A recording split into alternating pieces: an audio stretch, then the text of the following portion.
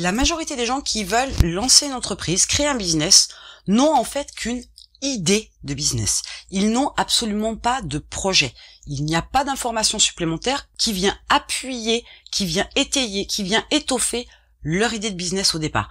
Ils veulent faire une activité et ça s'arrête là. Il n'y a absolument pas d'information supplémentaire pour pouvoir préciser cette idée de business, pour pouvoir la concrétiser. Voilà quelques actions que vous allez pouvoir faire pour pouvoir concrétiser votre idée de business et en fait passer de l'idée au projet, voire même passer de projet de business à création de business.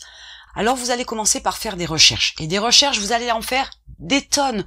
Vous avez des recherches à faire sur le marché, sur votre cible, sur vos produits ou vos prestations de services, les fournisseurs, etc. Il y a tout un tas de recherches à faire au préalable. Ne vous lancez pas dans la concrétisation d'une idée de business sans avoir fait des recherches au préalable. Votre idée de business dans votre tête, dans vos pensées, peut être très bonne. Par contre, une fois posée, elle peut être complètement irréalisable, par exemple, ou absolument pas rentable. Et il est important de faire des recherches pour avoir des informations supplémentaires. Savoir si effectivement il y a un vrai marché sur lequel se positionner, voire même définir une niche, définir votre cible, parce qu'il est important de savoir à qui vous allez vous adresser, et voir si votre cible peut être intéressée par ce type de produit ou de prestation de service, peaufiner votre approche concernant une fois de plus vos produits ou vos prestations, chercher des fournisseurs, etc. Il y a tout un tas de recherches à faire. C'est un passage incontournable. Ne vous lancez pas dans la création directe d'une entreprise si votre idée de business n'a pas des chiffres sur lesquels s'appuyer, si elle n'a pas des informations qui permettent de vérifier qu'il y a une possibilité, entre guillemets certaine ou pas, de pouvoir lancer quelque chose qui va tenir la route et qui va être intéressant. Il est clair que ces recherches-là sont obligatoires, je le dis et j'insiste, parce qu'il y a beaucoup de gens qui ont des idées et qui n'ont absolument aucune idée de ce qui se fait sur leur marché, ni aucune information concernant leur concurrence, etc. Ils y vont à l'aveuglette parce que ils veulent faire ça, ils pensent que ça va leur plaire, ils pensent que ça va être intéressant. Vous pouvez aussi très vite vous rendre compte que une idée de business, quand elle est creusée, au final, ne vous intéresse plus pour X raisons. Et il se peut aussi que vous rebondissiez sur une autre idée qui, elle, sera beaucoup plus intéressante à bien des niveaux. Donc faites des recherches au préalable et primordial. Deuxième chose à faire, c'est chiffrer votre idée. C'est bien beau d'avoir fait ces recherches-là, etc. Maintenant, il faut poser des chiffres pour savoir si on a une réelle faisabilité, si on a une réelle rentabilité, voire travailler aussi sur son optimisation. Il faut aussi savoir quel est le budget d'investissement dont vous avez besoin. Certaines activités ne nécessitent pas grand-chose. D'autres nécessitent des budgets conséquents. Comment vous allez pouvoir aussi récupérer ce budget-là? Est-ce que vous l'avez déjà? Est-ce que vous devez l'emprunter? Donc les chiffres ne mentent pas. Les chiffres vous mettent sur la voie.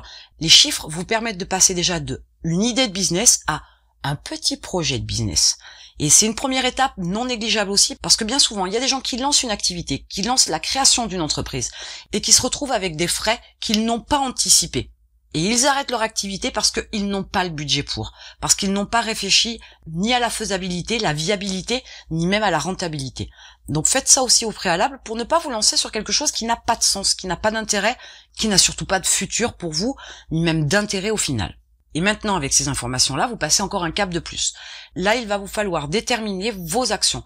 C'est la création d'une structure juridique, c'est le choix des outils, le choix de matériel, etc. Il y a tout un tas d'actions que vous devez déterminer pour savoir ce que vous avez à faire, pour savoir quels outils vous allez utiliser, pour savoir avec quelles personnes vous allez travailler, pour savoir comment vous allez vous positionner, etc. Toutes ces actions-là doivent être définies au départ. Vous ne pouvez pas avancer au jour le jour, vous ne pouvez pas avancer entre guillemets étape par étape sur le fait. Vous devez anticiper tout ça. Vous devez déterminer toutes vos actions au préalable. Quand vous savez ce que vous avez à faire, c'est beaucoup plus simple que quand vous avancez d'un pas et que vous vous retrouvez encore à réfléchir ce que vous devez faire demain. Donc, déterminer vos actions au préalable va vous permettre aussi de pouvoir avoir une vision plus claire de ce qui vous attend, de ce que vous avez à faire. Et en positionnant aussi ça dans votre agenda, parce qu'une fois de plus, l'agenda, ça devient primordial dans la création d'une entreprise, vous allez pouvoir aussi avoir un fil conducteur de tout un tas de choses que vous allez avoir à faire et qui vont s'enchaîner les unes derrière les autres d'une manière logique pour pouvoir concrétiser votre idée de business. Déterminer vos actions, c'est savoir où vous allez, mais c'est aussi déterminer le chemin que vous allez emprunter. Quand vous connaissez l'itinéraire, les routes, les rues que vous devez prendre pour atteindre votre destination, votre chemin, votre trajet est beaucoup plus simple. Donc commencez par déterminer vos actions pour savoir comment vous allez faire et pour pouvoir concrétiser ce que vous voulez atteindre. Enfin, interroger des personnes compétentes, c'est avant tout lever des doutes et avoir des réponses. Que ce soit un expert comptable, que ce soit un avocat, que ce soit à la chambre de commerce ou même les entrepreneurs autour de vous, n'ayez pas peur de poser des questions. Ils vont vous donner tout un tas d'informations qui vont vous éclairer, vous serez avisé, vous saurez aussi ce qu'il faut faire ou ce qu'il ne faut pas faire. Mais c'est aussi ce qui va vous permettre, une fois de plus, de pouvoir concrétiser votre idée de business.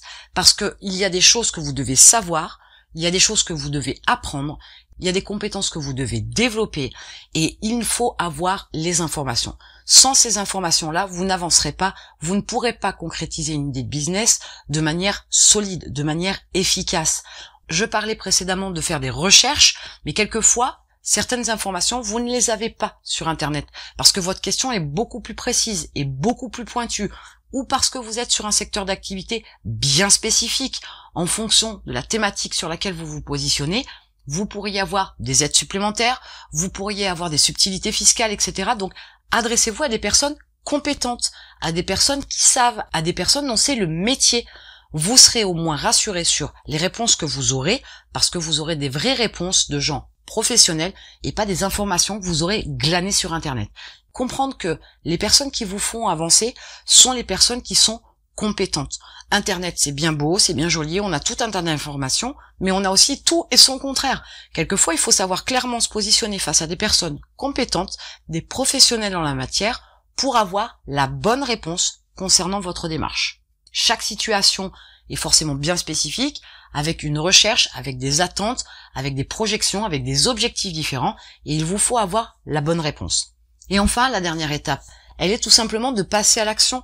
Puisque vous avez toutes ces informations, puisque vous avez tous ces détails, puisque vous savez comment vous allez vous y prendre, toutes les actions à effectuer, toutes les tâches à accomplir, il vous faut enfin mettre les choses en place.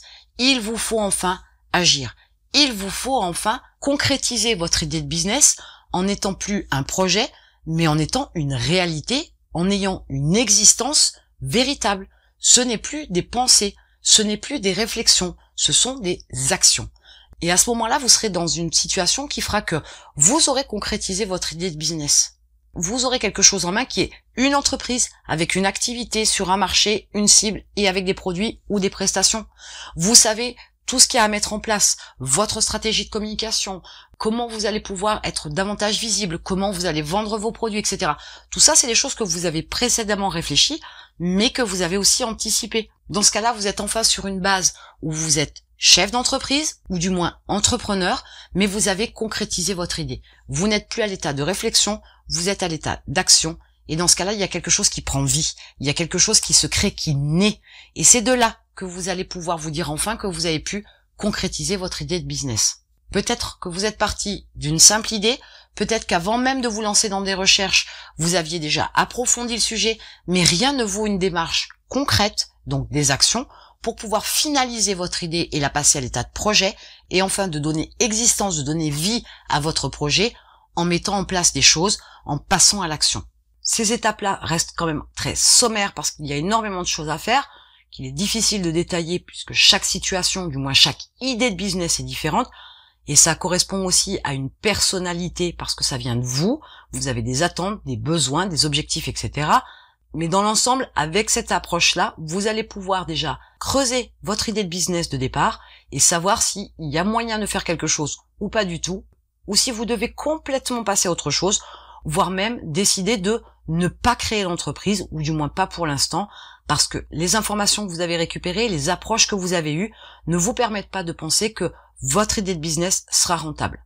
Et en attendant, je vous retrouve de l'autre côté.